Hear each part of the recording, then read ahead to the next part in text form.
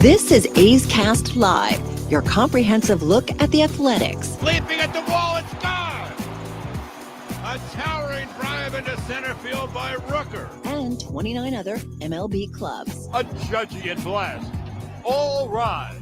Here comes the judge. Swung on, hit high, hit deep to right, away back into the second deck. Bobby Witt Jr. becomes the first shortstop in Major League history to have two 30-30 seasons. Shohei Ohtani starts the 50-50 club. Join us as we take you inside the baseball universe, from humidors to walk-off dingers to Hall of Fame talk. We have you covered. Spend your afternoon with us, only on A's Cast Live. Here's Chris Townsend. Well, things are a little different today for A's Cast Live. I'm Cody Elias alongside the Super Scout, Shooty Babitt. Also, you'll see him on A's Cast on NBC Sports. A's Cast on NBC Sports California coming up at 6:30 with Towny. The Shooty sit along with me today as we fill in for Towny, who is resting his voice after the virus that he contracted from me over the past few weeks. But Shooty, first time you and I get to work together. This is going to be fun. So thanks for riding along with me today. Long time coming. I just hope that I can step up to the task here, Commander Cody. Well, these are big shoes for me to fill, to be the host on this program. I've only done it a few times, but I've done it with Alex Jensen and filling alongside with Johnny D before. So having someone that's actually played in the big leagues, it's going to be a treat to get your perspective on how everything's going with the Athletics as they beat the Dodgers last night 11-1 at Chavez Ravine. Jacob Wilson, 4 hits. Nick Kurtz's first home run, which Nick Kurtz will join us come up around 5:15 today. We talked, Towny and you talked to him earlier. We'll have the A's Hall of Famer and going into the Bay Area Sports Hall of Fame, Joe Rudi, coming up in about 15 minutes. And then we'll have the Baseball Hall of Famer, World Series MVP, and Cy Young Award winner, Rollie Fingers, coming up around 5:35. So be a fun show. But what did you see last night from the A's as they took down the Dodgers 11-1 down at Chavez Ravine? I saw a team that's growing right in front of our eyes. I think that early test, the impact and the magnitude, I don't think the average baseball fan understands how important that's going to be moving forward to face the teams that the A's have on the schedule early on. I mean, you're facing title contenders, teams that are built to win right now. And it's no secret that this A's team has been built to be good and contend by 2028. But for this young group to come together as quickly as some of them to perform at the elite level that they have, has to be surprising, but also very gratifying at this time. So I'm excited, just like everyone else. The bar has been set pretty high, and it's so hard to sustain the level of play in which they have been performing, even though there's room for error and improvement in every area that we talked about yesterday, pitching, defense, and offense. But if you look at yourself in the standing right now and where you stack up against the teams that are in your division, you've got to be very excited. Yeah, and we saw a good outing from Jeffrey Springs, who's been scuffling a little bit. His last few starts have been a lot better. He goes 7 innings last night, allowing 1 run, which really helps out the bullpen. Even with the off day, having him go and throw 7 innings was a key for the Athletics. But Jacob Wilson, I mean, what else can you say about him? I mean, 4 hits, first multi-home run game. He's now hitting .363 in the season, which leads all rookies. He's right now probably, I wouldn't say probably, he is the favorite to win the AL Rookie of the Year, which he would be the first Athletics position player to win the Rookie of the Year since Bobby Crosby in 2004. So what we saw from him last night in front of his hometown crowd, I grew up, I think 30 miles-ish from Dodger Stadium in Thousand Oaks. I mean, I text Towny last night and a few other people. He's now doubled the amount of home runs that he has at Dodger Stadium that his father Jack hit, and Jack had 0. So what Jacobs was able to do last night on the big stage was great. But also seeing Nick Kurtz get off the schneid and get his first career home run was a big deal too for the Athletics and their win. I just don't think that, and I know we're in an era where we want everything very quickly now, but you can't put a blanket on every player's career and the road that he takes to get there. And I think that's why in the past, and you'll hear me speak in the past because that's what I know about, even though I have to understand and appreciate the present because the present is taking over for the past. But there was a road that you had to take to get there. And a lot of times it was by way of the minor leagues. You're competing against guys your age, guys your same status, if you will. And depending on how you perform, you got moved up a level. Each level, if you didn't, you may have to repeat. And the worst thing you could do was repeat, because that said you weren't good enough to go forward. And that separated a lot of guys. But what you see with these guys, I mean, the college careers that they're having, the pedigree, when you look at Wilson, we know about the success that his dad has had. And when you grew up in a major league clubhouse and you're around the game, look at him in the interviews. He's not, even though, man, when I played in Oakland opening night, my parents bought tickets, 60 tickets. We had tambourines, drums. You'd have thought it was an African tribe up there getting down. The excitement, and nobody could hold it in. And this guy had an entourage there last night and had one of the biggest games of his career. And he's had a great season thus far. 4 for 5 and 2 bombs in front of your family. And last night he was in an interview like he'd been here 100 times before. I saw the interview that he did with Dallas and Jenny after the game on NBC Sports California while you guys were doing Ace Cast on NBC Sports California. And I feel like he's been doing multiple interviews per week because of the run he's been on. Like I said, he's hitting 363, has 58 hits. That's both second in the American League, only to Aaron Judge, who is having a historic start to the season. He had another home run today in Seattle.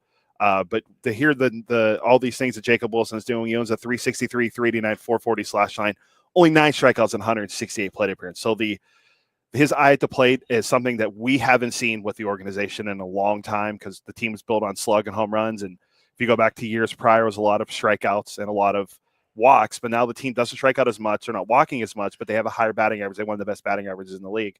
I do have we'll get to Nick Kurtz home run, but I do have Jacob Wilson's second home run from last night, courtesy of NBC Sports California. There's the 3-1. He hits this one to center field. That ball's going back. That ball's going back. And gone! Jacob Wilson, a multi-homer game. Another 2-run shot. Make it 4-1. I'd call this home cooking. Uh-huh. So Jacob Wilson, I believe Martin Gallegos of MLB.com tweeted out he became he was the first player to ever have the game that he had with the 2 home runs and the 4 RBIs in his first game at Dodger Stadium. That's pretty impressive, seeing all the guys that played at Dodger Stadium over the years. No doubt. I don't think that there's a stadium that he's going to be in awe of. He's comfortable in the environment of the dirt and the grass, and to watch him perform the way that he has. I mean, it's good players are unique. And most of the time, the talent that they have or the skill speaks volumes. Doesn't have to say a lot, just watch him play. You don't need to look at stats. You don't need to look at analytics or anything. Normally, his performance speaks for itself. And right away, when you watch this guy, last night you saw 4 different swings, 4 different results. And it's not like he's trying to ambush a guy, like he's going up and say, hey, I'm going to look at this count and I'm going to let it go and see if I can. It's all about the way, the preparation, and the quality of the at-bats. And I think that is the most obvious and the most glaring and the most impressive is the way he goes through the at-bat and how he's never off balance and he never is out of at-bat. And has that unique skill of being able to expand an at-bat, extend it, foul pitch off, not accepting the strikeout. No, he doesn't walk, but he doesn't strike out either. So that lets me know that he's in control of the zone and he knows what he wants to do. So I think between him and Miguel Andujar on that team, who guys I consider to be professional hitters, there's a lot to be learned about the way that they go about their business. They have their own unique skill.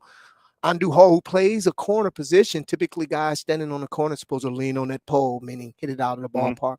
But you're swinging the thing the way that he does and his ability to put the bat on the ball and do the things that he does and be productive. You don't want to mess with that guy. Yeah, Andujar's hitting 319 on the year. Say it again. 319. Again, it's weird to say that there's multiple guys hitting over 300 on the A's, but to see what Andujar has been able to do, Andujar is able to do for the Athletics with the home run last night. But the other home run that was big for the Athletics was Nick Kurtz got his first home run. And this one I matched it together with a call of Ken Korak on A's Cast in the A's radio network. It's one to left center and deep.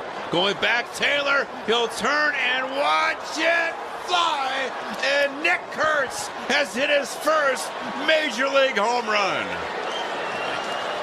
Man, the A's have had a huge night with the bats against the Dodgers. A tremendous shot. It was a tremendous shot. And Kurtz had one earlier in the game where it looked like he was going to take that one out and have a multi-homer game. There was, I think it was last week on this program, Johnny Doska, who's doing the games on the radio with Ken Korak, said that he believed his hot take was Nick Kurtz would have a 3-homer game at Oracle Park this upcoming weekend against the Giants. That hot take could still come true, but I think he also said it would be his first 3 home runs. But he had the one last night, and it's good to see him get off the 17 games he won without the home runs. To see him finally get the first one, hopefully that opens the floodgates and he starts hitting more, because he had 7 in the minor leagues to start, and he only played in so many games. So to see him get the first home run is hopefully a big thing for the A's to come. To be a good hitter, or to be good in sports, you have to be able to make adjustments. As far as baseball players are concerned and hitters, you're always tweaking. You're always understanding that a pitcher's going to pitch you differently, may pitch you backwards. He tried not to be predictable in the way that he attacks you. And if you watch those back-to-back at-bats with Kurtz, he almost left the yard prior to that on a changeup. Got out a little out front a little bit, created a lot of backspin or topspin, if you will, and he wasn't able to extend and get that ball out of the ballpark. To see a young player make an adjustment in game, very difficult to do it in the at-bat. The great ones do that, but to do it in game, at bat to at bat, was impressive. And the same pitch, same approach, let that ball get a little deeper, at the fat part of the barrel on it.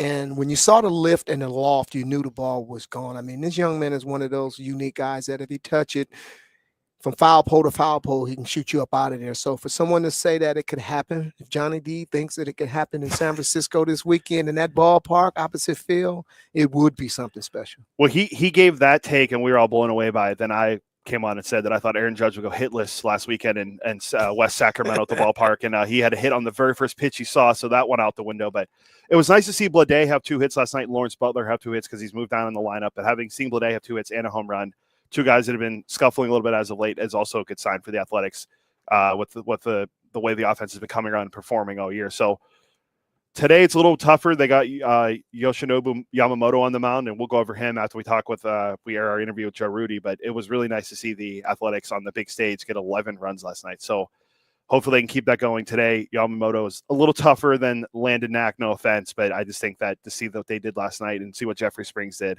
to give the bullpen a break was pretty great. Absolutely. And I think the one thing in the past I've always talked about coming to Oakland as a young player is the land of opportunity, because there was always room for better players.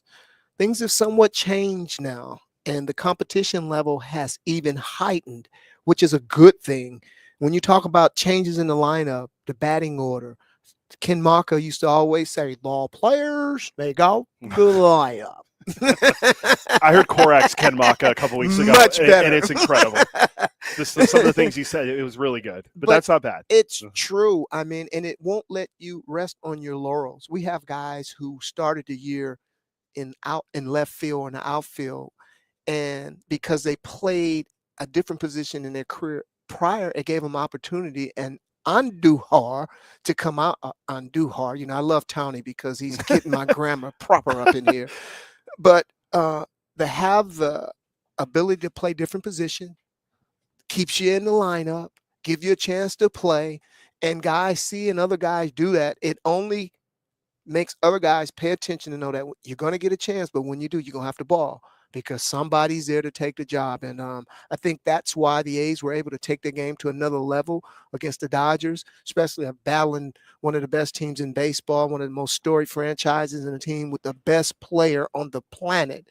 And they went mano a mano with it, even though they got bashed upside the head a little bit. They learned a lot, and it was quite obvious because they had no fear. They didn't care who Ohtani was. They didn't care who Mookie Betts was last night. I mean, the world champions, they didn't care. And I think as long as they approach it every day like that, stay within yourself, play what got you here, what got you here, and stop or don't try to be somebody that you're not. I think this team is going to grow very quickly. Yeah, I mean, Mookie, Freddie Freeman, Shohei Ohtani, all hitless last night in a lineup that is very deep. Also, Will Smith is a 300 hitter, a catcher for them, and they've actually called up their number 1 prospect, the number 15 prospect. in baseball, and Dalton Rushing, who's I don't know if he's going to catch tonight, but they DFA'd Austin Barnes, so he's going to be here. But a good showing for the Athletics. The guy that patrolled the outfield for years for the Athletics in left field was Joe Rudi, who's in the A's Hall of Fame. He's a 3-time All-Star, a 3-time World Series champion, and a 3-time Gold Glove Award winner. He's going into the Bay Area Sports Hall of Fame tomorrow with Alex Morgan, Eric Wright, Mike Montgomery, and the great Dr. Harry Edwards. Earlier yesterday, you and Towny got a chance to catch up with Joe Rudi and talk to him about going into Bay Area Sports Hall of Fame. Here's that interview with you and Chris Townsend. Welcome back to A's Cast Live. It's an absolute honor to have you on. Since Thursday, you're going to be going into the Bayshop, the Bay Area Sports Hall of Fame. Long overdue. Congratulations. I was really amazed. That's why I said, when Dietrich called and told me I went there, I said, did everybody else die or what happened? I said, they're running out of names. Well, I think about all the great players that you played with, obviously, with the Athletics, and the guys that you were around, the great Raiders, the great Warriors. That time in the Bay Area in the 70s and all the great athletes. Talk about what it means to join all your contemporaries. Well, it was an amazing era, like you said. When you look back, the Raiders winning, the Warriors were winning. We were, of course, winning also. And, we had a lot of interaction with those guys. We had season tickets to the Raiders for years. And, played a lot of golf with Rick Barry out there, and up towards Wally Creek area, we were out there, and just enjoyed that whole lifestyle. It was a great time to be living in the Bay Area and just enjoying a lot of success. Joe, one of the honors of playing for the A's is that you get an opportunity to meet some of the all-time greats and some of my heroes, and just want to thank you for a zillion kids that grew up in the Bay Area. 1971, I believe I was like 11 years old when you guys came here with Vital and Moon and Catfish, and just came in here and just was showing out like we had never seen before. And to be able to get you guys bats on bat day, the green bats at Campanera says, man, it's just such an honor. I'm going to be paying honor and homage to you every time I get an opportunity to do so. And for every young Oakland A, younger than myself or after me, that played after you guys, and for you to set the tone and give us an opportunity, man, this is long time coming. I'm surprised. I thought you were in the Hall of Fame. You should have been one of the first classes to get in. Well, it was something I really didn't know much about before they called me, and looked at some of the names that are on there. Of course, there's a lot of former A's are there, but as you said, back in those days, things were so much more relaxed. It's amazing when you look at Shooty yourself and Stu and Ricky, coming out of that area and making it to the big leagues. It's a phenomenal feat to have that many young people in that small area that were successful big league ball players. And, I know Ricky's told us many stories about him and Stu jumping over the fence and getting in. And then I think later on, some of the guys got to know him and started leaving tickets for those kids. And, anyway, it was a great time to be living there. We enjoyed coming to the ballpark back then. Of course, there were times when it was a little cold and damp in the Coliseum there, but the day games were glorious. I loved playing the Saturday and Sunday day games there. It was just weather was perfect. And I know you didn't grow up in the Bay Area, but obviously you were close to Modesto, and we've talked to you in the past about your family coming to games, what that meant to you, and now to forever be in the Bay Area Sports Hall of Fame and a guy that grew up in Modesto, what does it mean to you? Yeah, that was, such a blessing. That's the only thing I can think of to say when we found out that, I came up in like 67, played in Kansas City. I was up and down between Birmingham and there, Duncan, myself, Reggie, quite a few of us were up and down many times. And then we got the news that they were going to move to Oakland. And we sort of got a hint, actually, in 66, we were playing in Modesto A-ball. And, Reggie was there, or La Russa was there, Duncan was there. We had like 14 guys on that team went to the big leagues. And Finley came in actually 3 different times, flew in to the Bay Area, came down and watched us play in Modesto. And he was obviously meeting with the powers that be in the Oakland area, trying to set up the move from Kansas City to Oakland. So, again, being able to have a family come up. My dad was from Norway, never played sports as a young man. And, didn't really know much about it at all. I don't think he ever saw me play a game in high school or little league or anything until I got to the big leagues. He came up, started coming to a few games, and I think he really enjoyed the whole atmosphere. And it was such a blessing for me that he actually got to see me play. Joe, growing up, one of the most memorable World Series, the A's and the Red Machine. You played against the guy that looked like he's going to get into the Hall of Fame. And those that never got a chance to hear Pete Rose talk as much as we would have liked, we know no one ever is going to eclipse 4,000 hits. For someone that played against Pete Rose and hear him going to get a chance to get in the Hall of Fame, tell us about the ball player, Pete Rose, and what it was like to compete against him. Oh, man, I mean, the stats, they speak for themselves. Well over 4,000 hits, and, the way he played, it was, 120%, the whole game. And you never saw that guy slack. He was going hard always. A phenomenal ball player. Played a lot of different positions for them over the years. And, I enjoyed talking to him during batting practice. We'd all be up there around the batting cages where we're talking batting practice and just, watching them hit and talking to the guys as they came around. He was very personable. And, like I said, I always enjoyed talking to him, and obviously we followed those guys. They were sort of our idols in a way because we were pretty young in '72. I think I was 24, 25 maybe, and so been watching those guys since the late '60s, early '70s before us, and they had a phenomenal team. We just were fortunate that we had better pitching. That was really the key to any of those kind of series, is the pitching. And a guy named Gene Tennis broke out. Pretty amazing. 3-time World Series champion, 3-time All-Star, 3-time Gold Glove winner, Joe Rudi, with us here on A's Cast. Since we're reminiscing and talking about repeating, it's so hard to repeat in baseball. We've seen that. You guys did 3 straight. A's are taking on the Dodgers. You go back to 74 in that World Series. You hit 333, a home run, 4 RBIs, and 833 OPS. What do you remember about that series against the Dodgers? Who were favored in that series against you guys?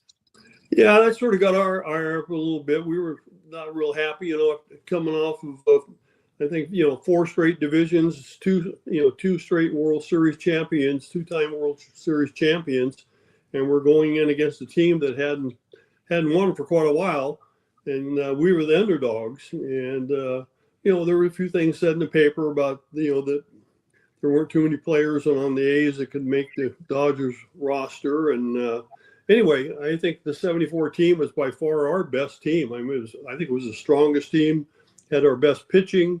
A lot of us had very good years hitting. It was probably my best year as a hitter.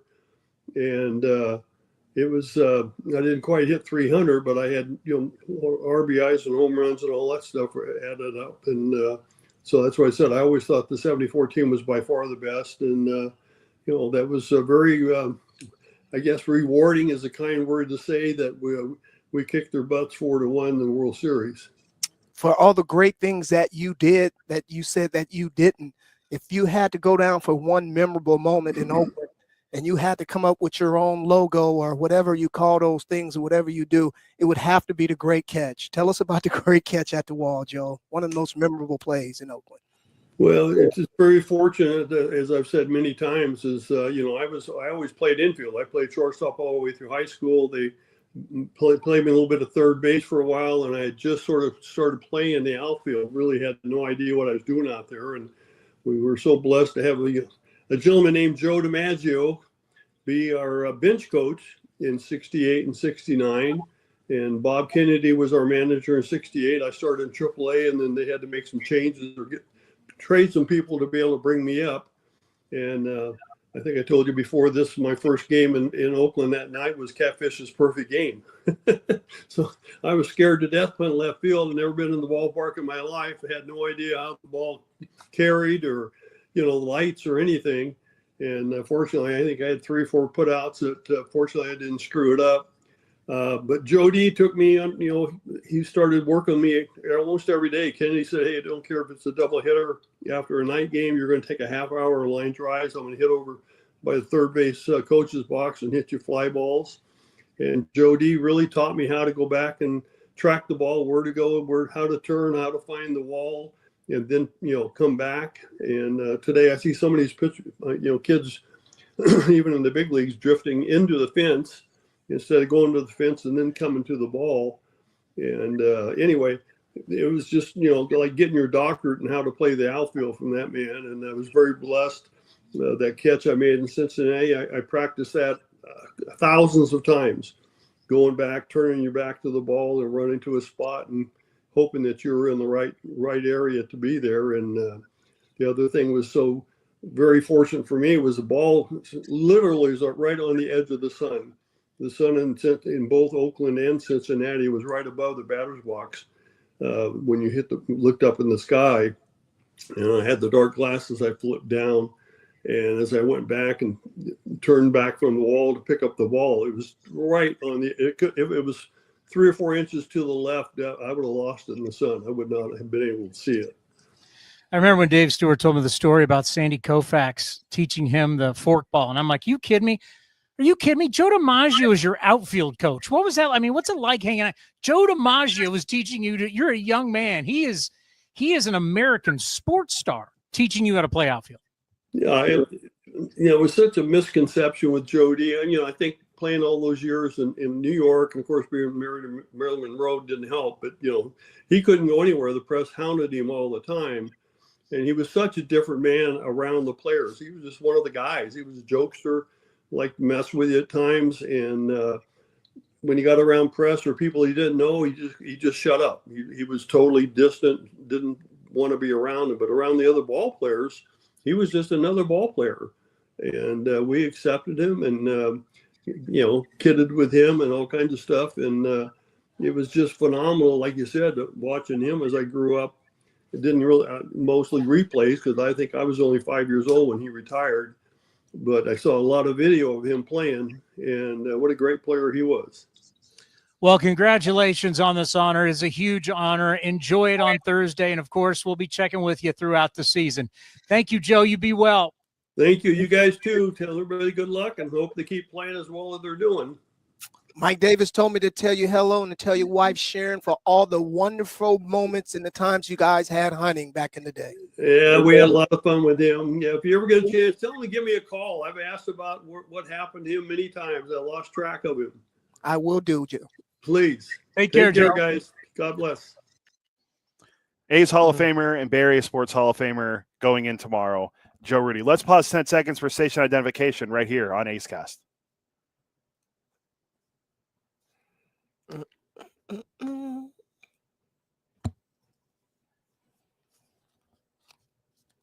Coming up next, Shooty, we can react a little bit to Joe Rudi, but want to ask you, do you stay away from guys that go Towny or Judge to not face them, or do you want to face them now? We'll find out more next right here on A's Cast Live. Here's the pitch, and it's a hit. Folsom Lake Ford has stepped up again, winning the Triple Crown Award, Ford Motor Company's highest honor, now 7 years in a row. Folsom Lake Ford is a top sales leader in the U.S., along with being top in customer satisfaction in sales, service, and finance. Now that's a home run. Don't miss the huge savings on your favorite models at your truck headquarters. Folsom Lake Ford in the Folsom Auto Mall. A's catcher Shea Langoliers sat down with Towny on A's Cast Live to share the unique story behind his name. My dad was a Mets fan growing up because my grandpa was a Yankees fan, so they had that natural going against each other. My dad was born in 1969, the 69 Mets. He graduated high school in 86, the 86 Mets. So he just kind of has that connection to him, and that's kind of how it happened. You can watch the full interview at youtube.com/athletics or listen at athletics.com/A'sCast.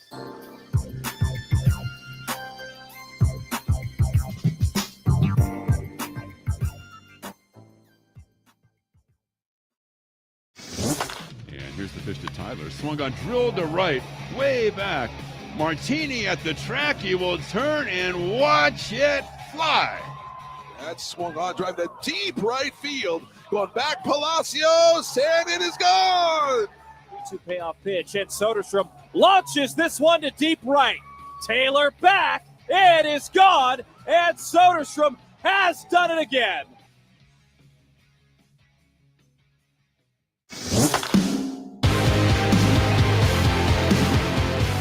A's shortstop Jacob Wilson joined Towny on A's Cast Live to break down his approach at the plate with runners in scoring position. I kind of just go up there and I trust my hand-eye coordination, be able to go up there, look for a strike, and knowing that if I swing, be able to put the ball in play, something that I work on a lot, and right there in those situations with 2 strikes, all you really got to do is put the ball in play and find the hole, and then good things can happen. Even right there, you hit a ball right at someone, they bobble it, the guy scores, like.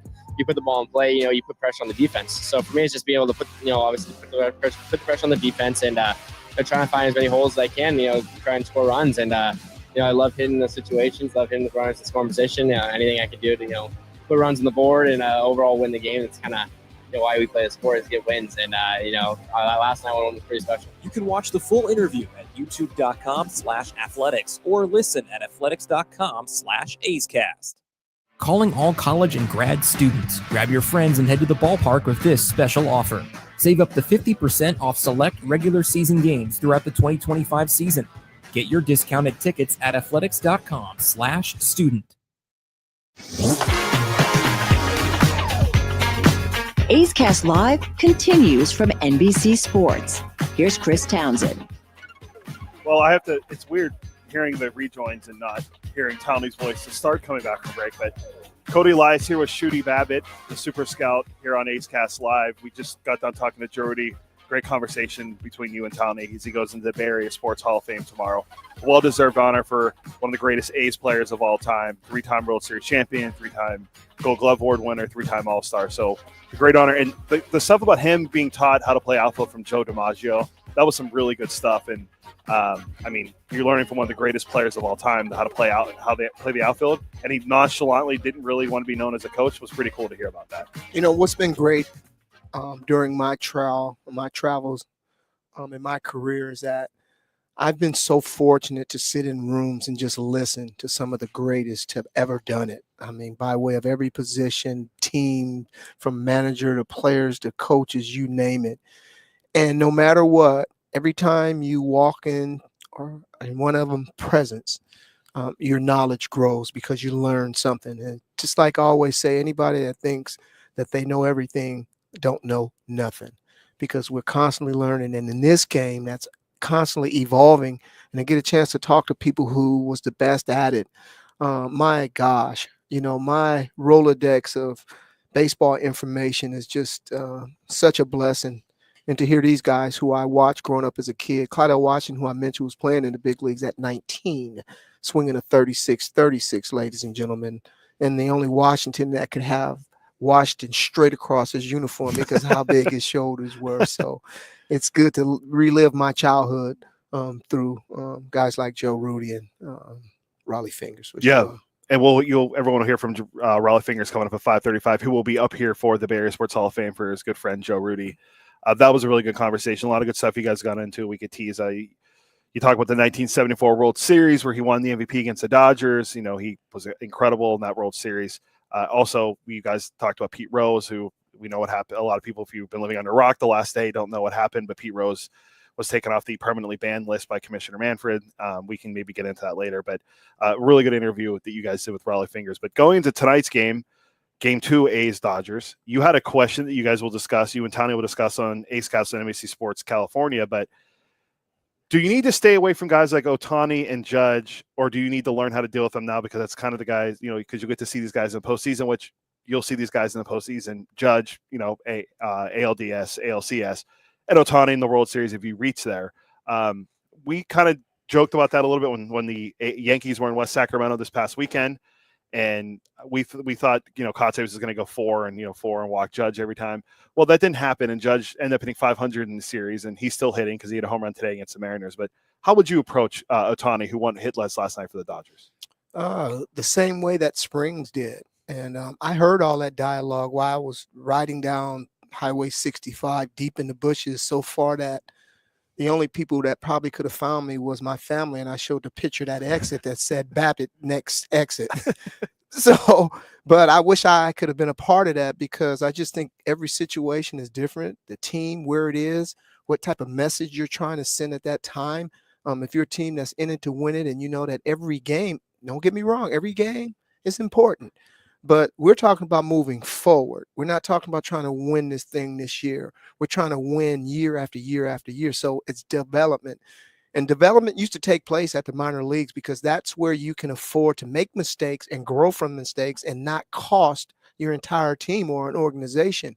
But because everybody's on the fast pace right now, and it's all about winning, managers' hands are forced, and sometimes they have to do that. So in the situation that you're asking me about, we look at Towny. Sure, if we're later in the season or Judge, man, it's not even close.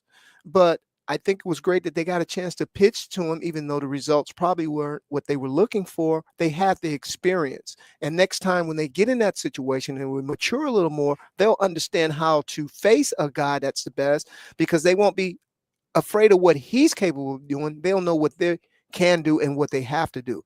Now with Towny last night with Springs, I was so impressed by the way that he went about it. He didn't run from Judge. He was trying to make Judge chase him, which ended up happening. If you're going to have some success off of me, you're going to have to hit this slider that's 6 inches away from the plate. I'm going to give you some of this gas, but I'm going to put it in a position where I'm going to set you up for the next pitch. So we saw something that we don't typically see from Towny, a lot of off-balance swings, reaching, trying to hit balls out of the ballpark that you can't. Me and Towny were talking about. I said, Towny, there's no way possible that this dude can hook you out of right field if you put the ball down on the outside part of the plate. And then, Towny, he's going to give you that crazy looking impression of his swing and how he should do it. But the truth of the matter is that it's impossible. And Springs is a touch and feel guy. He has made a living by having command and control, not by blowing guys away, but pitching guys backwards, getting soft contact, and having quick pitch at bats. And I thought that was beautiful. As you know, you see young guys, most of the time the pitchers are on the same side, all 4 or 5 of the starters, and they're on the top step and they're watching. Last night I saw some guys paying attention, and I hope that they're able to take it out on the field in their next start. Yeah, and keeping Towny 1 over 3 in the game last night. Still hitting over 300, but you kept him off the board. You kept Mookie Betts off the board. He was over. And so was Freddie Freeman, who coming into the game, if Freddie Freeman, I believe he qualified, he would be leading like the National League in like literally every category. And he's only played he's played a handful less games because of the injured ankle that he suffered in the World Series. So to be able to keep those guys off the base pass and only allow the Dodgers to score 1 run, the team that everyone thinks is going to run away and win the World Series, and I'm not saying they can't. They have the talent to do it. The one thing that scares me about the Dodgers, and Towny and I haven't really got into talking about this yet, is their starting pitching. They have the fewest amount of innings thrown this season. And if you go back and look at how their organizational philosophy has been over the years, if you go look at like Low A and the Cal League with Rancho Cucamonga, their guys don't throw deep in the games. They go like 2 innings. They do a lot of tandem starting. Do you think that something like that is starting to catch up to the Dodgers where, they have like 15 guys on the injured list. Roki Sasaki just went on the injured list yesterday. They're going to get Kershaw back this weekend against the Angels, but the Dodgers starting pitching has thrown the fewest amount of innings, and their bullpen has thrown the most amount of innings. Do you think that philosophy could bite them at the end of the season, if they keep going that way and trending if their starting pitchers don't get back healthy? I just always circle back to what the great Rollie Fingers just talked about. You play the way you prepare.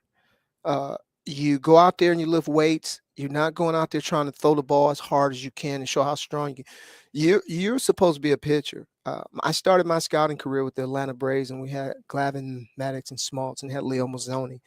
Those are three pretty good pitchers. Not bad. Avery was even okay. I think they're in the Hall of Fame if I'm not mistaken. I'm just saying. So if I was running something in player development, every pitcher would have a pamphlet of how Greg Maddox went about it, because he was the epitome of a pitcher. But if you try to train human beings to perform like machines, they will break down because they're not made that way. And I don't care how much money the Dodgers have. I mean, heck, Neil LaTrash is a cab ride from them. I mean, this dude, him and Dr. Andrews, then you and I should have bought stock in their businesses. Are you kidding me? Tommy John, they owe him a whole lot of money. And Blake's not to catch up with Blake Snell and Tyler Glasnow are both supposed to visit Dr. Elias, coming up. And I think I haven't seen what if they went. They were supposed to go yesterday, so I haven't seen the news on it since then. But I mean, anytime you see those names, I remember it used to be Dr. James Andrews. Now when you see Elias, it's like, okay, well, if you see him or Meister, Tommy John, or they're gonna have the brace or the bracket surgery done. But yeah, it's usually concerning when you hear that name thrown out there. I propose the question to anyone that could come up with a reasonable answer to help us fix our problem that we have in our game. I see kids down in the bullpen warming up, throwing heavy rubber balls, or they're throwing metal balls, and they're doing all these different things except working on their craft. Because what are they going to do? Try to get them to throw 125 miles an hour? There was a time if a guy was throwing 95, he was blowing gas. The average Major League base miles per hour fastball now is 94 miles an hour. You can just look back where a left-handed reliever, if he can throw 89 and 90 with a slider on the black, he had a job. So you have someone like TJ McFarland. Yes. So he's a rarity because he can get out right-handers, or he has a history, and that's what gives you an opportunity as a lefty, because there is no longer a roster spot for a situational lefty. Those guys don't exist any longer. And that's what makes it so impressive to watch what JP Sears is doing. He's not throwing hard. He's a pitcher. I mean, he's locating. There it is. And it's just what he's been able to, I've heard too many interviews with Towny and Scott Emerson about pitching and the disruption and the timing is, what is the expression? Hitting is timing and pitching is disruption of timing. And like just what JP Sears is able to do without throwing 98, 99, it's been impressive to see. He's been the A's best pitcher so far this year, and he's going to give you most likely 30 starts, and he's not going out there and blowing his arm out and only going 4 or 5 innings. So what he's been able to do has been impressive, but it's just the pitching philosophy overall in baseball is just so different now. But watching what the Dodgers have done, and their starters just don't go get deep in the games, and I don't know if that's – and a lot of these guys aren't their guys. Like Glasnow isn't their guy, and Snell isn't their guy. But these guys are all getting hurt, so there's something going on potentially because even their guys aren't pitching deep. Like Knack didn't pitch out deep last night. Some of the other guys they've had come up haven't been staying healthy. So I don't know what their philosophy is going to be like in the long term, but right now it's just not working out. Well, I tell Stu that I really just started liking him. I've never liked pitchers in my life. Because all they've ever been trying to do is take food off my table. They could be nice and everything, but they're trying to get me out. They're trying to strike me out. So when I look at these guys, it's not so much the Dodgers. I mean, these guys invest a lot of money. The last thing they expect for these guys to do is blow out the way that they have. I mean, some of them have some track records. But I think what happens, it's just my humble opinion, I don't know. Back in the day, pitchers ran poles. Pole to pole to pole. They finish what they started it out and they go and they run poles to poles because they need strong legs. First thing that happens when a pitcher gets tired, he leaves the ball up in the strike zone and he starts making mistakes because the legs are tired and you can't finish. You get tired. So now what do you try to overcompensate? We're going to trick them. We're going to throw 70% of our best pitch, what most of the time is people's slider, they out pitch, which is a pitch, a lot of strain on your arm. The only time you want to go to your out pitch is when you're trying to get a guy out, not 0-0, 1-0, 2-0, 3-0. You're seeing 3-2, 3-1 sliders. That's something you never saw. Instead of a 92-mile-an-hour fastball, I'm going to give you 87, 88 and let you get out a little out front. What you talking about, that rhythm and time and stuff? Towny and I are going to talk a lot about that on pregame tonight, so make sure you tune in. And that's what makes Jacob so great. But, man, oh, man, I mean, hitters go up there to hit, okay, and pitchers are so – people call them smart. I mean, knees. You disrupt what they're looking for, you got a chance. So I don't know. It's a question and debate that we're going to have for a while until someone comes up with it. But I know one thing for sure is that we can't continue on the trajectory that we are now with our pitchers because we're going to blow them all out. And we already have a tough time. Watch when July comes and the trade deadline, how many teams are looking for relief pitching. And I just really feel if somebody trades you pitching, you better watch out unless they have a whole bunch of it. And we know a whole bunch of teams don't. So that's why I love the trade deadline. There's a lot of things that go on. Yeah, and we're going to have your interview with Nick Kurtz in a few moments. But tonight they're facing Yoshinobu Yamamoto. He's 4-3 with a 1.80 ERA, 53 strikeouts, and 45 and 2/3 innings. He's been by far their best pitcher. 6 of his 8 starts have resulted in 1 run or no runs, which is impressive. And he's gone at least 5 innings in every start. And he has opponent's batting average of 188. The one thing that is a little concerning with him is his ground ball rate is skyrocketed. And it's over 61% now, I believe. And Jacob Wilson, I looked it up, hits on the ground over 55% of the time. maybe could be a good thing for Jacob Wilson and the Athletics tonight at the Dodger Stadium. No question. That's a great note there, because that's where the dude makes his living. When I saw him early on, I mean, this dude gets a lot of ground balls. He gets easy outs. Why do you think the batting average is so low? They can't get the ball up in the air. They don't elevate. He doesn't give up a lot of runs. He stays away from the big crooked number and stuff. So I don't know. Maybe they're figuring him out a little bit. Maybe he's starting to try to pitch differently. But most of the time, people go back to what they do best. And I would still look for the A's. You got to make this dude get the ball up. And if that's what's happening, let's do some damage, because if he's getting calls at the bottom of the zone, we'll look at the dirt around home plate tonight, see how wet it is, how the groundskeeper take care of the dirt up front, because if it's wet, that means that, you know, guys hit the ball, it's going to stop right about home plate before it takes off. And the thing with Yamamoto, too, is his worst start of the year was, I think, his last one. He gave up 5 runs. That's what skyrocketed his ERA to 1.80. So he's having a great year, but hopefully the A's can get to him. A guy we're talking about young hitters and guys having good starts to their career. Nick Kurtz hit his first home run this night. We played the highlight earlier with the voice of Ken Korak on the highlight. You and Towny got a chance to catch up with Nick Kurtz at Dodger Stadium earlier today, and here's that interview here on A's Cast Live. Kurtz, congratulations yesterday. I know we've been talking about it. A lot of people have mentioned it. You finally got that first home run at Dodger Stadium, historic Dodger Stadium. Obviously a big deal. How did it feel? Yeah, it was great. You know, it's great to finally get that one over with and finally move on to the next. Been thinking about it for a while. So especially to do it here is a pretty cool moment for me. It doesn't normally happen like this, Nick, this quickly. 122 at-bats in the minor leagues, and you find yourself up here with the big boys. What has it been like? And just tell us about it happening so quickly. Yeah, I mean, it's been crazy for sure. You know, a year ago I was playing in college. It's been a little bit of an adjustment. Obviously, you're facing the best of the best every single day. The amount of games you're playing, the amount of bats you're having. Definitely learning from the guys here how to, play 162, how to keep your body the best you can, and how to make little minor adjustments from the pitching. Talk about how important it was for you not to press, right? You're not worried about hitting the ball out of the ballpark. We saw an approach where you kept going the opposite way, taking what's given to you. Just talk about how important it's been for you not to press and just keep doing what you know how to do as a hitter. Yeah, I mean, as soon as I got up here, it's definitely was pressing a little bit, trying to do a little too much, trying to just make things happen instead of letting, the game come to me. There's sometimes you just need a few reset swings, whether that's a ground ball the other way, line drive the other way, fly ball the other way, to kind of get you all, get your swing back where it needs to be.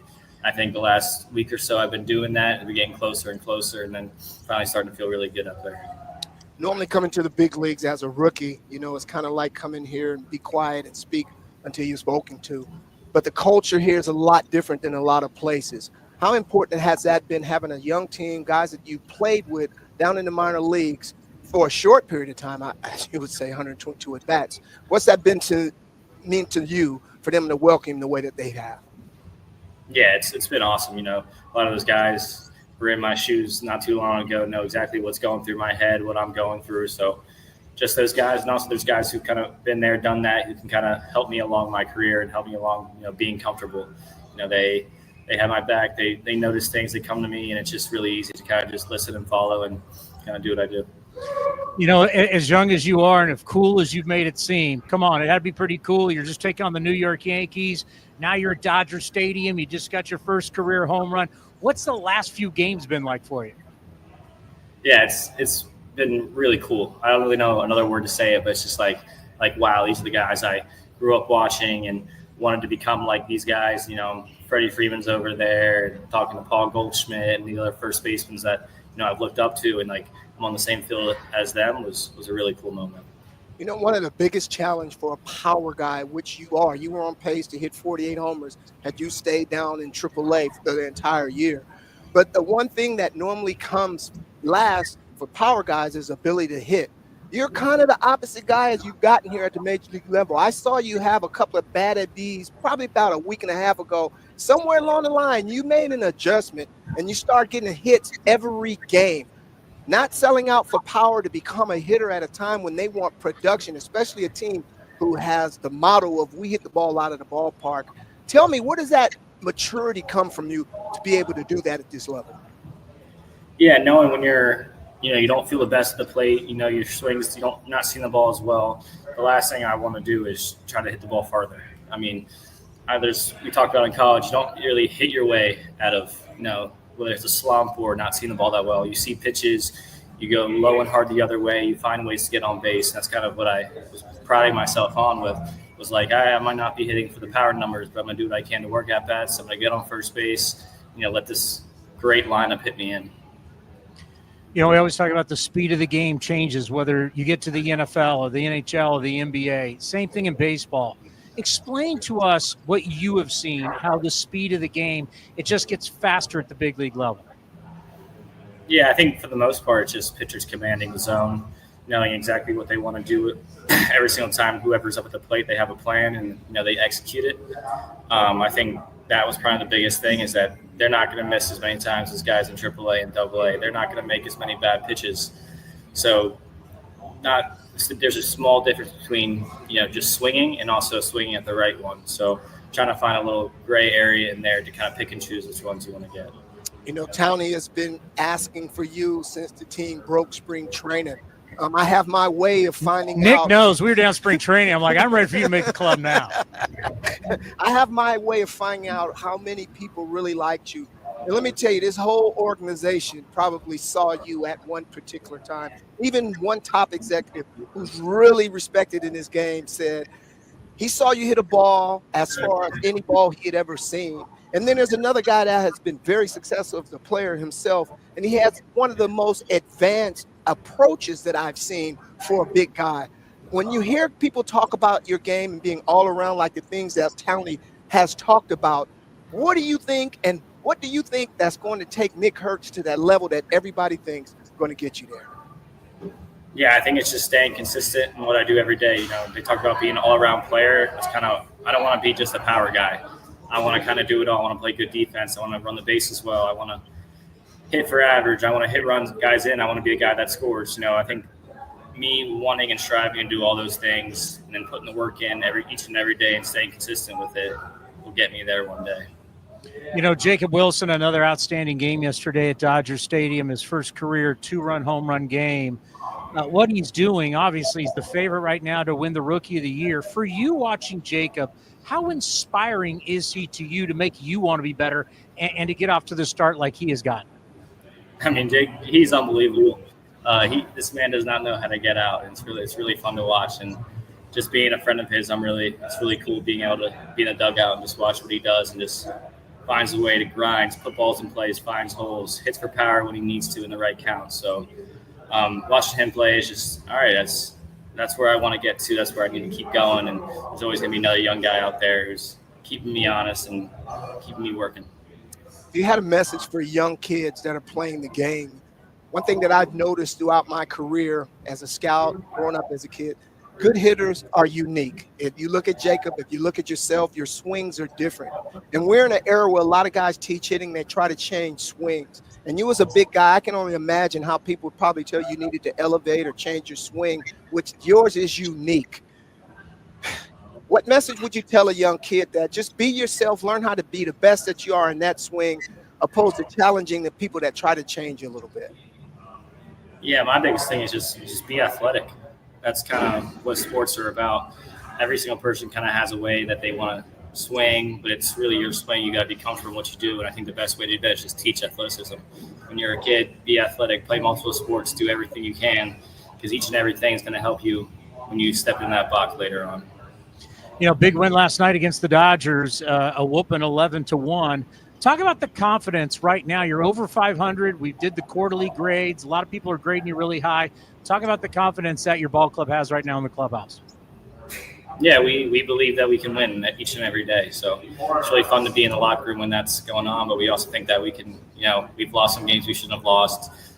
We can be better. So I think the little combination of those two things gonna keep us going. Everything has been up for you. It hasn't been many downs, but all of us that have played games and played sports, there's always someone that we can call at night to, I had over 3. Who's that one person in your life that's the first call that you make when things probably are not going well? Yeah, it's one of my coaches at Wake Forest, Matt Wessinger. He's kind of the guy where, he brings me back down to earth when things are going really good, and when things are going really bad, he makes sure I know that I'm not as bad as I think I am. There's a saying in baseball: you're not as good as you think you are, and you're never as bad as you think you are. So he makes sure to remind me of each of those things. Nick, great stuff, man. We always appreciate it. Keep it rolling, and we'll see you back in Sacramento. Thanks, guys. And that's A's first baseman, and I guess he's still considered the top prospect. MLB Pipeline put out the top prospects, and he was ours, and he was still in the top 20. Do you have a comp for Nick Kurtz? I know that's Billy Owens' thing, and Towny said he reminds him of Sean Casey. Do you have a guy that you think he reminds you of? Not really, and it's baffling me, but it isn't. And you'll hear me use the word unique for players that I really like. And when you think about corner guys, left-hand power guys, you don't think about the agility, the athleticism he talked about. Yesterday, he turned a single into a double with great instincts and hustle. You don't see big guys laying out like that. This is a kid. He doesn't even have a mustache yet. And the upside is so huge. I mean, this kid could be, my gosh, the sky is the limit. And it's hard to compare him because I haven't seen anything like this. 122 at-bats in the big leagues, not just coming up here and participating, but we're talking about a player who more than likely is going to be a player in this league one day. So, and it's going to happen right in front of our eyes. Yeah, and going to Wake Forest, they have a very advanced. I remember I read something in the Athletic years ago that how advanced their labs are there, and they work with a hospital and just working, getting ahead with everything. It was like them, University of Missouri, and there was one other school like this. How far ahead they were with like their hitting and pitching labs and all that stuff. And for Kurtz to be there and learn all that at Wake Forest, it showed how an advanced hitter he is because he's coming up. And yeah, his first handful of games, we weren't seeing a lot of power, but we're starting to see more power. The extra base hits, he's had a triple, he's had a double. I mean, I think he had 2 triples in the Arizona Fall League. We're all like, this big dude's hitting triples. And then we saw him, his first extra base hit in the major leagues was a triple. So now seeing him at the first home run, hopefully that opens up the floodgates for him going forward. No question. He's a technician, and he's someone that spends time in the lab. And guys like that know when to push certain buttons. And we watch that within an at-bat to an at-bat. And that's the most impressive thing for me. When I'm watching out there watching kids, I need to see somebody that's not afraid to make adjustments. A guy's just wearing you out. He's pitching you inside. You can't get that foot down. You can't get your hips open. You can't get your hands through, and you've got a high leg kick. And this guy's just constantly giving it to you. But a good hitter, spread out a little bit, maybe turn that leg kick into a pivot so I can get a chance to get my hands working. This guy can make adjustments. And for a big man that's going to be a slugger and has a chance to hit as well, he's got a chance to be an all-star for a lot of years. So you're telling me if I would have done all that in high school, I wouldn't have been a bad high school baseball player in Western Pennsylvania? Pretty chance you could have been an all-star. I could have won somewhere. Instead of sitting here with you, I could have been playing somewhere. Yeah, but you are very, very good at what you do now. Thank you, Shooty. I appreciate that. How about we talk to a Hall of Famer next? Oh, boy. The great Rollie Fingers will join Towny and Shooty Babitt next here on A's Cast Live. When it comes to knocking it out of the park, nobody beats Folsom Lake Ford. Folsom Lake Ford is a 7-time Triple Crown Award winner, Ford Motor Company's highest honor, for being the best in customer satisfaction in sales, service, and finance. Step up to the plate for our biggest selection of new Ford models, including the legendary F-150, on sale now. Shop Folsom Lake Ford, your truck headquarters in the Folsom Auto Mall, folsomlakeford.com. That ball is out of here. Become an A's insider today. Visit athletics.com/newsletter and sign up to receive the latest team highlights, up-to-date news, features, and more, all delivered free to your inbox. That's athletics.com/newsletter.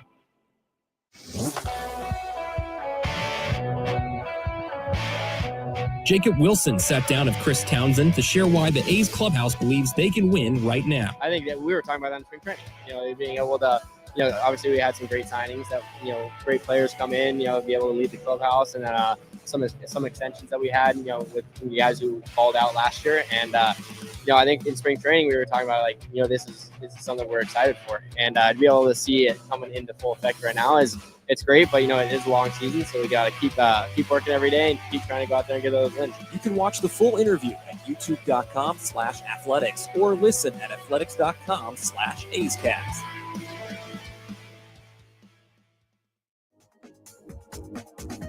Unlock offers and receive exclusive in-game features by downloading the MLB Ballpark app for iPhone and Android today. Plus, get the latest information on game time, schedules, and more.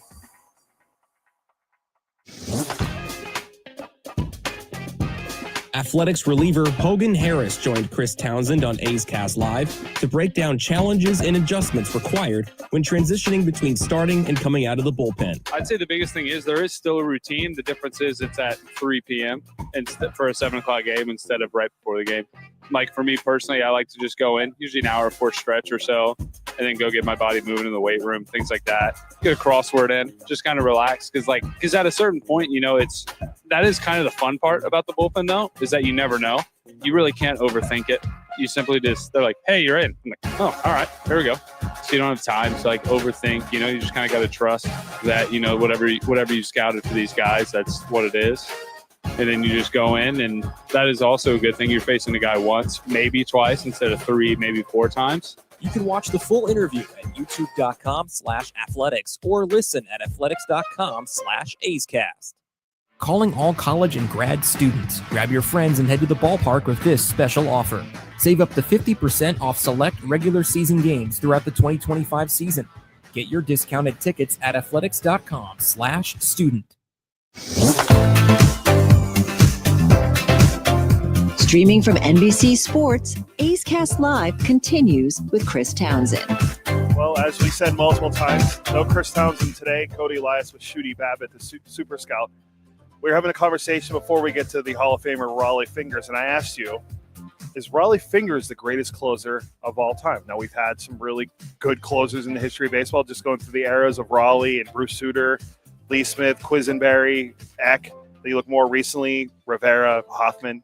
Where do you put Rollie when it comes to those guys? During his era, I would have to say Rollie was number one. And I think that's a great thing about baseball. And this is something that we're going to have to think about as we move forward. When we start talking about guys that will be eligible and what's going to qualify them to get into the Hall of Fame. Because when you start talking about starting pitching, wins, innings, all that kind of stuff, that's not even going to come into play. So it's going to be that stuff you guys be talking about, WAR plus and BABIP and all that kind of stuff. I mean, so it's a whole nother level. So I guess it has to be era. You had guys who pitched multiple innings. I think Lee Smith doesn't get the props that he should because he revolutionized that position, if you will, in the way that he went about it. And I'm not taking nothing away from the guys that did it for an extended period of time. Trevor Hoffman was outstanding, had a signature pitch. You knew it was coming. Mario Rivera, you knew the cutter was coming. Yeah. There was nothing that you could do about it. So signature pitches that guys that had extended careers, because one thing about relievers in general, the shelf life is so short. They don't be around long enough to become Hall of Famers. So to even be talking about those guys, tell you how special they were. Yeah, and we saw Billy Wagner. Billy Wagner's going to go into the Hall of Fame this summer, along with Ichiro and others, Dick Allen. By the way, Ricky Henderson said that's the toughest left-hander he ever faced in his life. 5'9", Billy Wagner. I mean, the highest strikeout rate of all time for reliever. I mean, just what he was able to do with the Astros and the Mets. I mean, this for a guy that when you think of the greatest relievers of all time, he gets left out. I always championed that. I thought he should be in the Hall of Fame. I thought everyone always has a guy, and I thought for me with Billy Wagner, what he did was great. And then if you look even more modern, like the last 15, 20 years, only 2 guys maybe that have a shot of getting in the Hall of Fame will be Craig Kimbrell and maybe Kenley Jansen, because they both have over 400 career saves. I think K-Rod has no shot, but K-Rod was a very good closer for the Angels and the Brewers throughout his career. But I think looking right now, I think Kenley Jansen, who's still pitching right now for the Angels, he gave up the first career walk-off home run to Fernando Tatis Jr. last night. And then you look at Craig Kimbrell, who's pitching in the minor leagues. But those are 2 guys modernly. But Towny and I have discussed this before. We both think that Rollie should be in that conversation because of what he was able to do pitching multiple innings, where guys like Rivera and Hoffman weren't asked to do that, and what he was able to do going multiple innings multiple times. He had 9+ innings pitched in the 1974 World Series, and that was one of the reasons why he was the MVP.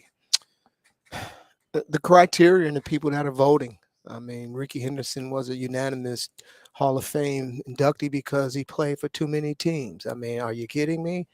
Ricky said he was going to play until they took the uniform from him, and they finally was able to do that at 50 years old. And he's playing an independent league because he just loved to play the game. So is it the committee Is it the people that are doing the voting? Do we need to change? Do they need to be educated more on the criteria? I don't know. I think it's a tough job. It's a tough position. It's like every year on an all-star ballot, someone always gets left off that should probably be on the team, and that leaves room for debate. And that's why I think, especially in our sport, it's okay to agree to disagree, because all it does is create dialogue. And at the end of the day, both of us are smarter because we heard a different side of it, and it gave me something to think about, even if it's just to quantify my thought or give me something else to think about. I've never looked at it that way. So like when you talk about your expertise and what you do, you've been great. And before we go off, I want to say, Cody, I enjoyed this. If Towny want to take a day off every now and then, hey, holla at a player, man. We can do this, because by July, he's going to need a day or two off, because the man is doing his thing, man. No, I appreciate you saying that and doing it with me and sitting here talking. I mean, I wish we had more time. We can get into talking more about what, more to tonight's game, but also talking more about, the whole thing with Pete Rose in the Hall of Fame. Shouldn't he be in the off the field stuff, not just the gambling, just the other stuff that happened with Pete Rose off the field. Rollie, you guys asked Rollie Fingers about it. I won't give away what he said, but Rollie was asked about the Hall of Fame. Rudi was asked about it. The big thing in baseball right now is the whole Pete Rose story. And, I think the all-time hit king should be in the Hall of Fame. It's a museum that's telling the history of the game. That's why I think that if you're going to tell the history of the game, how is Barry Bonds, who has 7 MVPs in the Hall of Fame, Roger Clemens, 7 Cy Youngs, not in the Hall of Fame. I mean, what McGwire and Sosa did to save baseball in 1998, those two guys should get a lot of run for it. I mean, Rafael Palmeiro, 500 home runs, 3,000 hits. He's not in the Hall of Fame. All the steroid guys. So I think if you're going to put steroid guys in, they should all just go in together. That's my personal opinion. I think those guys, you can't tell the story of baseball without those guys, and you can't tell the story of baseball without someone like Pete Rose either. Well, rules and laws are made to protect the people, not to punish them. And I just think that every guy's situation is similar. If you look at what was going on in court, and Palmeiro looked at everybody and pointed and said, I never did anything. Never took steroids. I never took steroids. And that leaves an everlasting impression. You just straight up lied. But who is worthy of being the judge and the executioner? I mean, in Pete Rose's situation, they gave him a lifetime ban, or a permanent ban, as I was educated on earlier today. But to me, it was a lifetime ban. I mean, yes. And I think that to answer your question and your opinion on few, and I'm not disagreeing with you, but when you state their case, I think it's yes. And the general consensus, everybody you hear ask about Pete Rose's situation, they say, yes, he should be in the Hall of Fame. But, and I think the but is what we have to determine. Yeah, and I think that the thing, too, with Pete Rose, it's going to be interesting because I think he's not eligible to get voted in until 2027 when they have the special committee. And I believe there was a lot of former Hall of Famers that were on the last one that voted for guys. And it's going to be interesting to see how his contemporaries view him and if he should be in the Hall of Fame. He's always had guys like Mike Schmidt in his corner, who was a former teammate. So it's going to be very fascinating in 2 years to see if Pete Rose gets a shot. If baseball wanted to leave him off and not have him in the Hall of Fame ever, they could have just put him on the ballot. He didn't get the 5% to stay on the ballot. He would have dropped off like guys do, year after year. And you could have avoided this forever. But they gave him the lifetime ban, the permanent ban, and then they want to put him in posthumously after he passed away. Same with Shoeless Joe Jackson. So in 2 years, it'll be very fascinating to see what they do with the Hall of Fame. Bottom line, we can go on having this conversation all night long, no matter how many people talk about it. I ask you this. Is cheating? Yes. So you got a guy spitting on the ball when it was illegal to spit. This guy's cut the ball, got it in the Hall of Fame. They cheated. So what's good for the goose is good for the gander, is what old folk used to say. So you may be right, Cody. Just got to let them all in, because in my humble opinion, Barry Bonds, Alex Rodriguez, Roger Clemens, Sammy Sosa, Hall of Famers for what they did on the field. I mean, Sosa 60 home runs 3 out of 4 years. I mean, it's incredible. How about we open up a special room for the Cheaters Hall of Fame?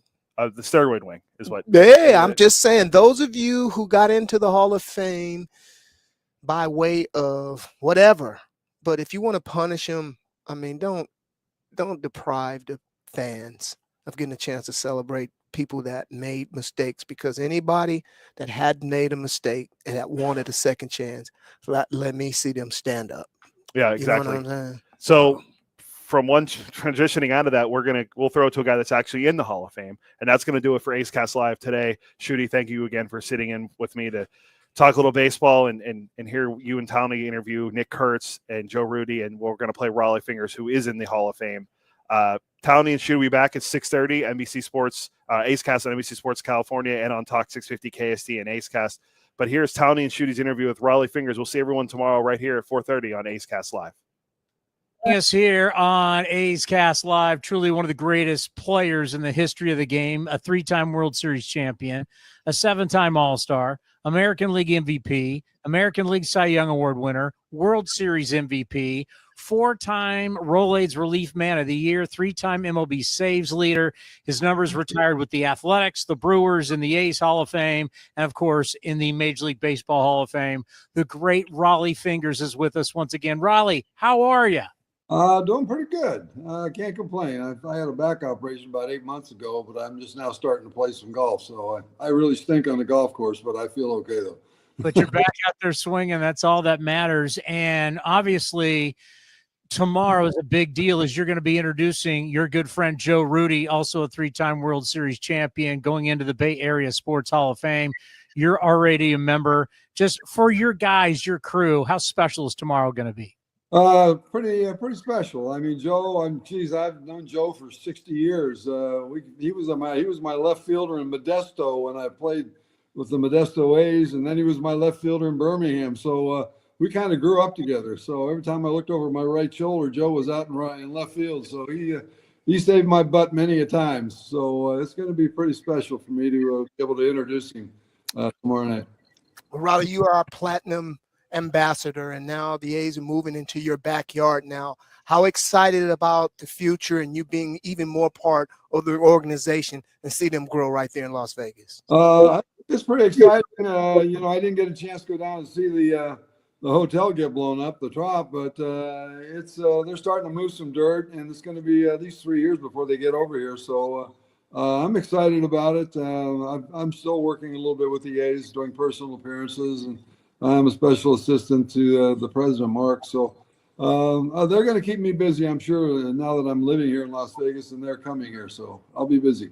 Well, always got to have you around because you mean so much to this organization. And as Shooty said, the move to Vegas is going to be big. And with you right there and right by the side of Mark Bedane, we can't wait to watch this thing grow. Obviously, the A's are taking on the Dodgers right now. That means we got to ask you about 1974, where you guys won the World Series in 5 games. You pitched in 4 of them, 9 1/3 innings, a 1.93 ERA.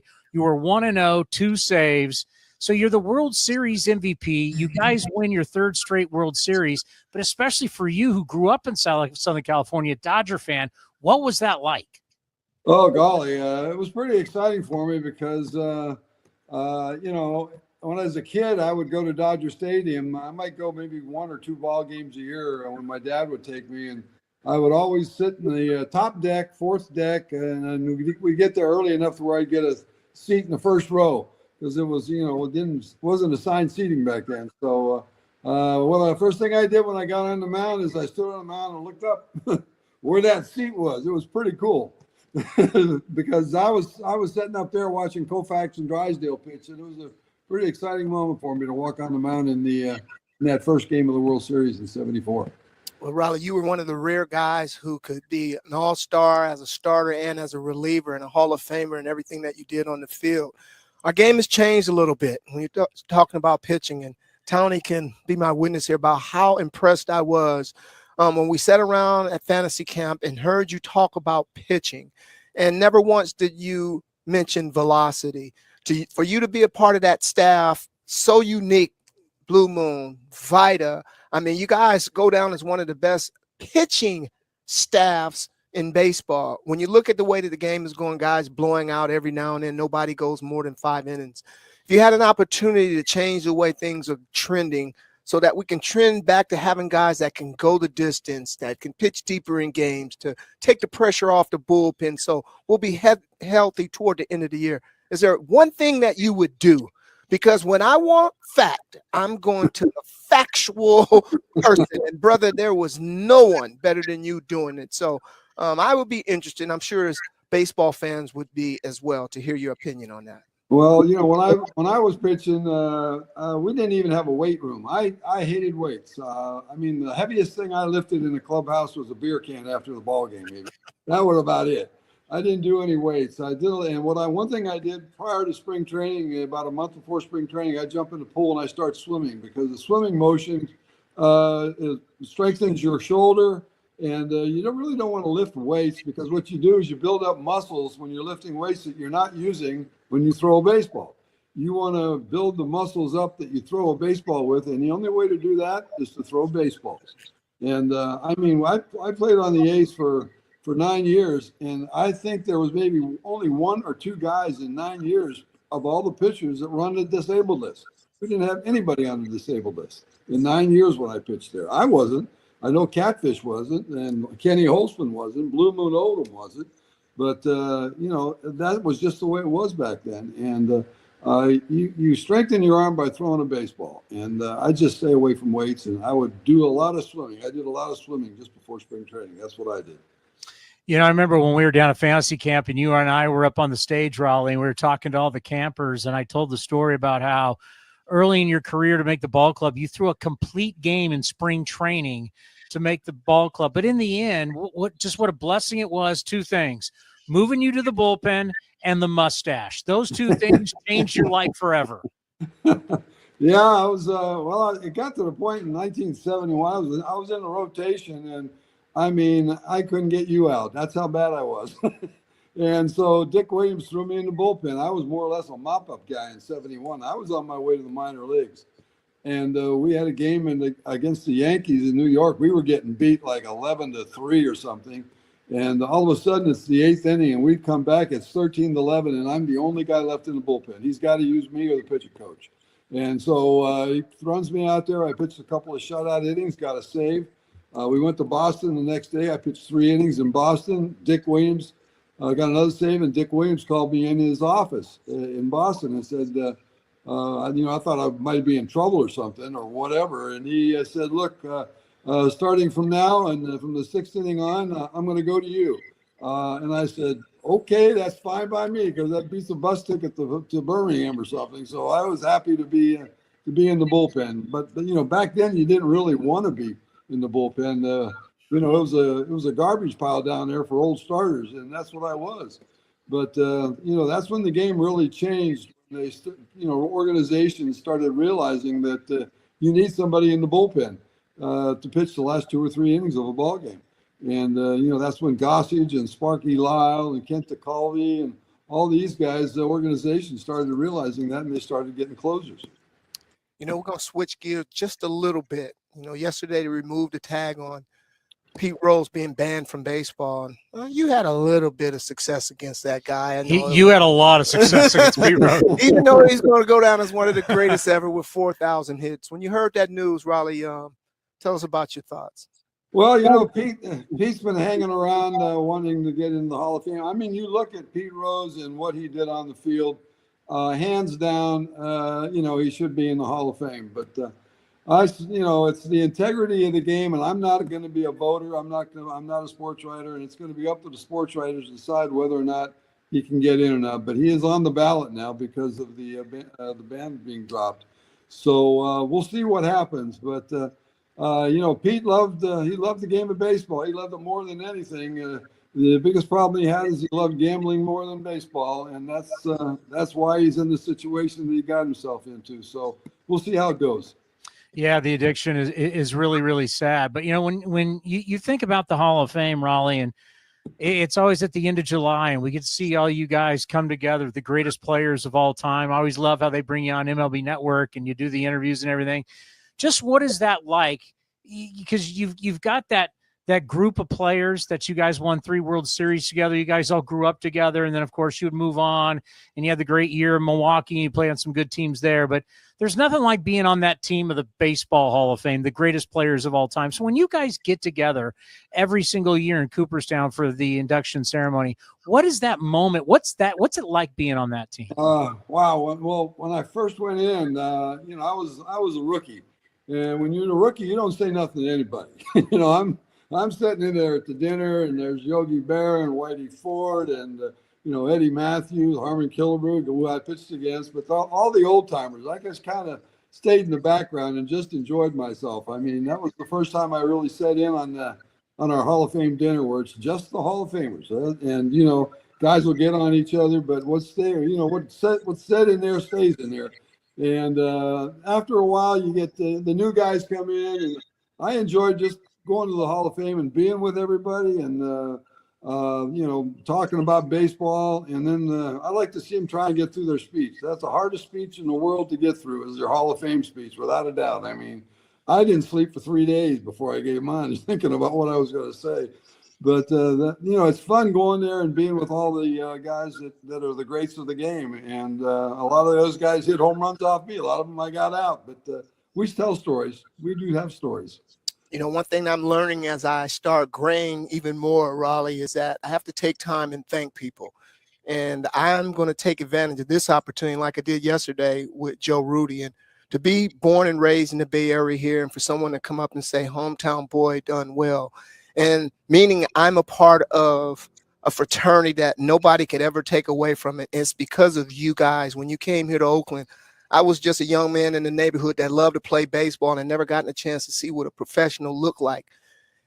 And Claudio Washington was our big brother in the neighborhood. And when he made it to the big leagues, it got us a chance to see what big leaguers look like and gave us an opportunity to dream. We went to those games. We got those green bats. We got those green and gold helmets. And then before you know, we had a baseball game in the neighborhood. So thank you so much, Rollie. Appreciate everything you've done for this brand. And I'm just blessed and thankful to be able to say that I know you and that you are a fraternity brother of mine. And I never. Thank you. Thank you. I appreciate it. Yeah, when we first came to Oakland in 1968, everybody on that team, we all came up through the minor leagues together, and we all hit the big leagues at the same time, right around 69, 70. And the guys that Charlie Finley signed back in the mid-60s, all of them, Catfish, myself, Reggie, Rick Mundy, Sal Bando, Gene Tennis, Joe, Rudi, all of us came up through the minor leagues together, and we played together and for a couple of years, and then we really came together in 1971. And from 71 for about 5 years, we were the best team in baseball. So you got a chance to see some real good baseball those years. Everybody wants to have that model, and I don't think it's talked about enough. Ray Fosse, our beloved Ray Fosse, would always talk to us about you guys, because he saw it when he was with Cleveland before he would come over. But as you mentioned, you guys grew up as kids together, married, you had your families. You were more than just teammates. You were brothers. You guys were family because you truly grew up together. Oh, yeah. And, I think the saddest day for me in baseball was at the end of the 76 season when free agency hit. Charlie Finley didn't want to sign any of us. We were all playing out our free agency and going to different ball clubs. And we knew that was going to be the last time we were going to be together as a team. Because I think there was like the nucleus of the team, about 8 or 9 guys. We all went separate ways. I mean, Charlie could have kept us together if he just wanted to pay us, and he didn't want to do that. But that was the saddest day for me in baseball. The last game of the season in '76 when we all left. So much is talked about the captain of the team. Ray Fosse. You start talking about catchers and Langley's here, the guy that we have. How important was Ray Fosse there for you?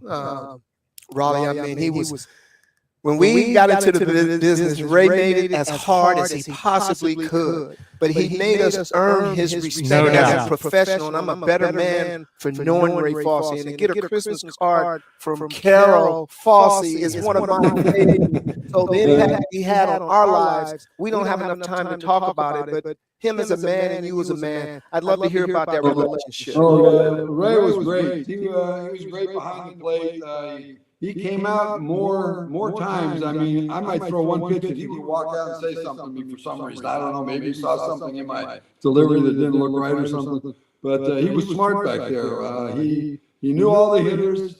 He would watch. He would, there was a lot of times I would shake him off, and he'd come back with the same sign, and I'd shake him off, and he'd come back with it again. I said, well, he must know something that I don't.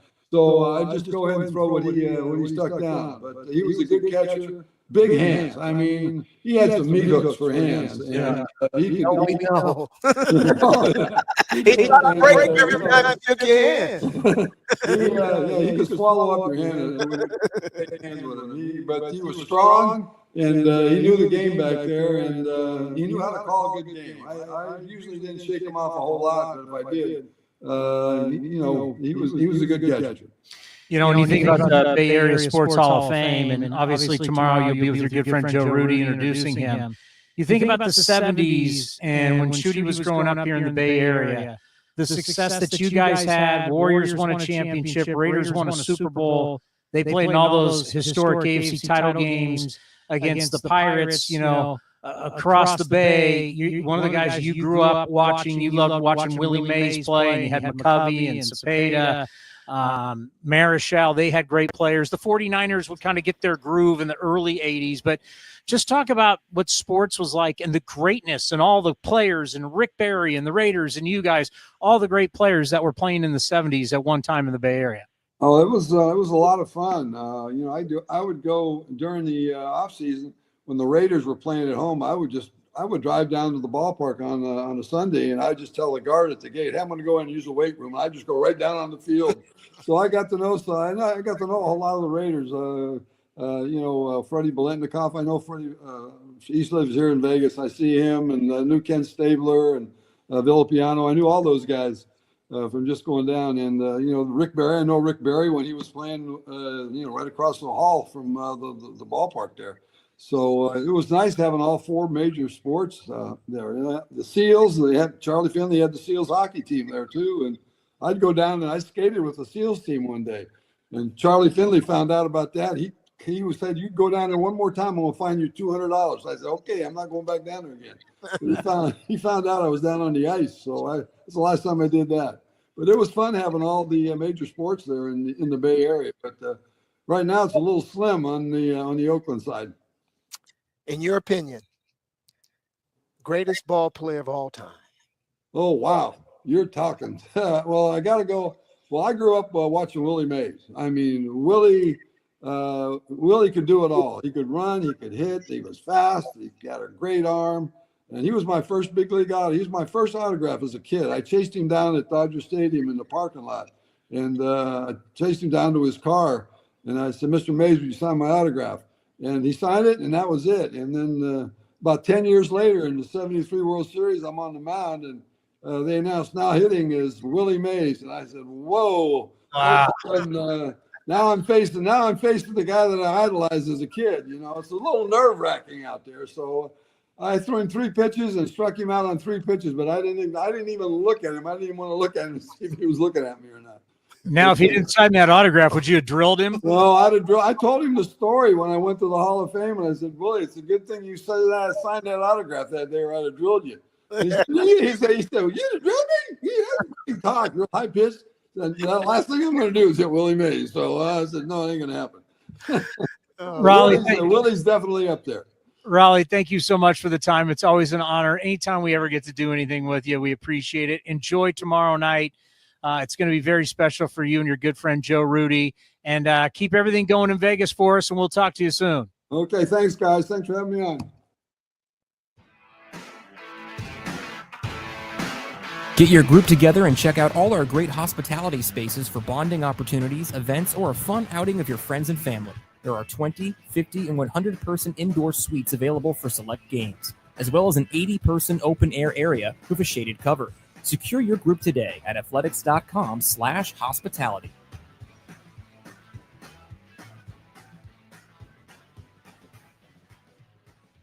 This has been a presentation of The Athletics.